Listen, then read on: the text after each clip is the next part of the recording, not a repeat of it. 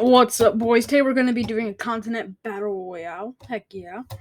Okay, so there will be no like splitting from continents, because then Japan, most of Asia will be out of here, and there can be alliances though. Okay, so let's get started. Let's do what we do always in these videos: create our new layer and get on with it. Okay, so first we have North America and South America creating an alliance.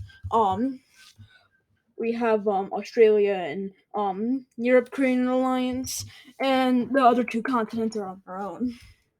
Also, by the way, I'm not doing Oceania because that's technically not a continent anymore. So over in Europe, their plan is to take out Africa and advance through there. So they make their landing in Africa. And through Spain, they start to take out more and more of Africa. That's a bit better. There we go. All right, so they start their push into Africa, taking parts of countries and also just some countries by themselves, and then they end up gathering their forces and sweeping through the Sahara Desert. There's a train outside. Why does it do this to me? South America and North America see what's going down. So South America makes a landing right here, and North America, and yes, I included Greenland, and North America makes a landing right here. With that, North America goes through here. Um, South America goes through here, and then they split it up between them in a circle. So now Africa is kind of screwed. So they gather all of their forces to push Europe out. So with a big push, they push out all of Europe and sign a temporary treaty with the Americas. Um, Africa also wants to try to keep themselves alive for as long as possible, so they push into Iberia, taking out the country, and start pushing into France. Now that cost them pretty much all of their stuff. So now we're gonna be seeing a bit of a stalemate over here. Over in Asia, the push into Oceania started, and there's starting to be rebellions in Japan and South Korea, but they cannot split, and they have to keep fighting. Although they're performing underwhelmingly on purpose. Most of Australia is captured, and only the populated area is left. They also take out New Zealand, encircling the rest of Australia. They take out Tasmania. But with the invasion of Australia, Europe starts to get involved in and pushes into Asia. They take over this territory, and Australia, using their last little piece of fighting them, are able to make a small push out of the encirclement, but they're not going to be safe forever. Over in Africa, they push Europe out of Asia to take over it themselves, and they start a small push after a few years of getting material. Africa, and now everything's just going down. Over in China, we have some dark blue team sympathizers causing a riot in Tibet, which basically just gives them the rest of the this territory. There's also some minor rising in India and Nepal and Bhutan, and a little bit in Myanmar. We can also see Hong Kong and Taiwan going through rebellion, as well as Vietnam. Now the government needs to put down these rebellions because they're required to. So China takes out Tibet first, and Vietnam takes out their rioters. Then China takes out the rest of them. Back in Africa, Africa decides to push the Americas a little bit out of themselves, and now Africa has spent every resource they have and can produce. Seeing this, Europe decides to push Africa out of themselves, and they take back Iberia, make another landing in Africa, and they start to take over the continent, and they once again sweep through all this like northern territory. They then connect the Mediterranean because it looked cleaner. So now Africa needs to take over some more territory so they can still be alive.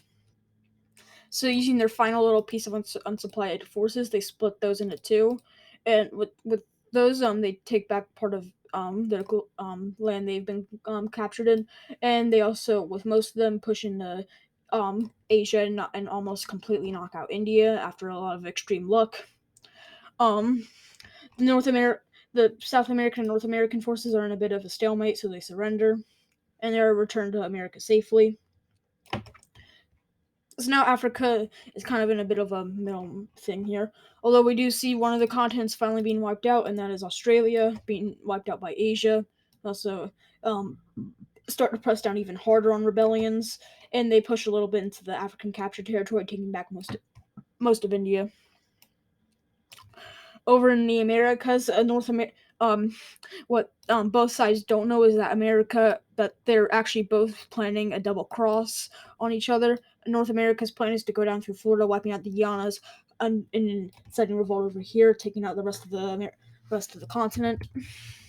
And over in South America, they're going to take a massive journey through the Panama Canal to then push up and take out key cities, and then take out more over here, and then push up into Washington D.C. They just don't know when they're going to do it. This leads to some small tensions in both the continents, but both sides don't know about the other's tensions. Africa puts down rebellions over here pretty easily, and they hold a harsh jungle train line over here, and they put down more rebellions. Over in Europe, Europe decides that they need to take out someone, so they gather their forces, and that's a bit too big, don't you think? There. So in Europe, they make a massive push into Asia, taking out key cities, and they also take out Beijing, which is a key city. Over in Russia, they make the devastating push through, and they're able to take out the part of the continent. Um, Now Africa and Europe are kind of right next to each other.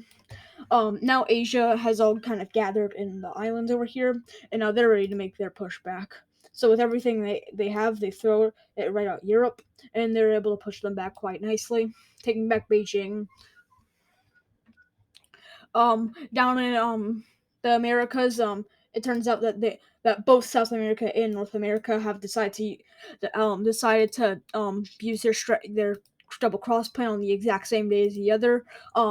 So when South American forces get into here, and when North American forces get into here, it's a little bit awkward. And then the government's like, what?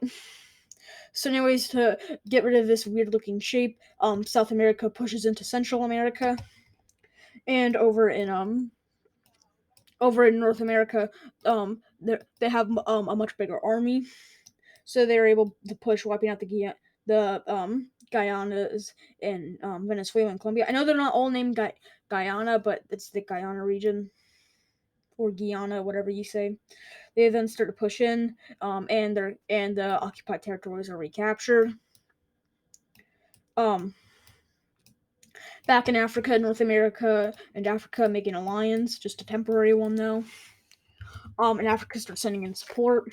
And the reason why Africa's doing this is so they can hold their occupied territories line. And with this small little bit of help, North America is able to breeze through the rest of South America, taking the continent.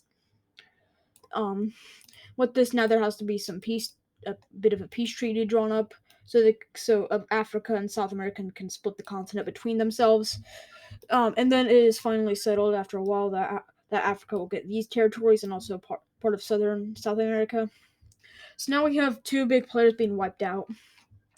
North America then sends down a force in here to push through Asia and also Europe's occupied territories, and that's way bigger than I thought it was supposed to be. Oh my god. It was and then now they've used all their resources. Everyone's pretty exhausted from this war. The only thing Africa can do now is pretty much just put down rebellions that are happening quite frequently.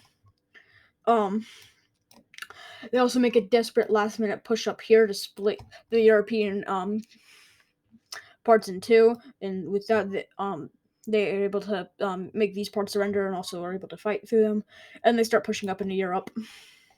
And then for about 10 years, nothing really happens. I know it sounds like a long time, but because it is, but. And then here we have the continuation of the war.